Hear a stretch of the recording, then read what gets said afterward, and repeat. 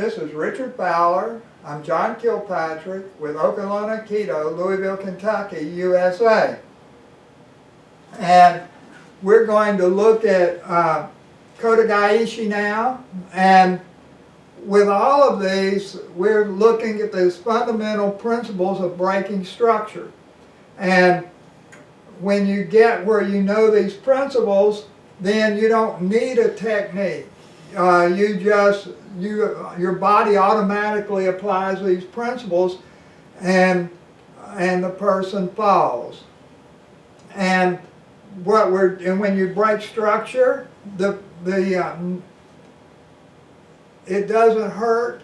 A lot of times, if you want to, you can do something to hurt them. A lot of times I'll want to hit somebody before I try to throw them, and if my strike works, then I don't have to do the throw.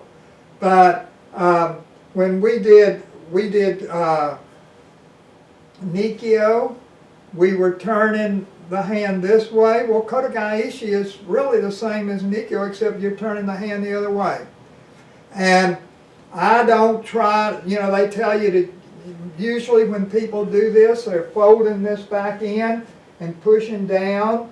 And to me, that doesn't give, very few people doing that give my body signals that tell it to fall. And I see people working with beginners who just started Aikido, and if you don't tell them that they're supposed to fall to get away from the pain, they don't know it. So you get a beginner there, nobody told them that, they're sitting there screaming with you hurting their wrists, but they're not falling down.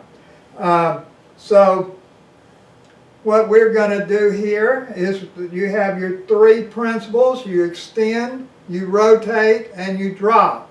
So and I don't want to go along this line. So if I'm starting on this line, then when I do this throw, I'm going to just step out here, extend, rotate, and drop. And that's really all there is to it. It has to be smooth, and I'm not twisting this a lot. The point of this is not to get pain. The point is to break his structure. So as I step back here, I get this shoulder to drop, and when that happens, he becomes weak, and it's easy to throw him. And something else, you got the knife. If he's got a knife and I want to take the knife, now Richard's really strong. Normally I can't just get the knife. But with the Kote Gaeshi, when I stretch this out and break his structure, he just gives me the knife. And it's kind of amazing. It's really amazing. I have a hard time believing it because there's such a difference. If I don't break his structure, if he's got the knife and I come in here and try to bend his wrist or something to get the knife, start fighting with this, it just doesn't happen. I don't get the knife. But if I do this and break his structure first, he just gives me the knife. There's no hassle.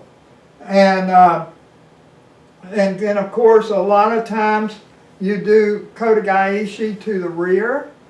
Maybe that's the most normal way of doing it. So if he was striking or something, I'd be leading and come back here and pull this back and throw. And it's the same thing. I just have to get off of this line of attack. So let's do this from this other side. So if we're in here and he's attacking with that or something, then so that's all there is. It's the same thing. I'm just extend. You have the extension, the rotation, and then you drop on it. So try doing these this way, and it's really pretty different because you're not flexing this wrist. You're not worrying about that at all.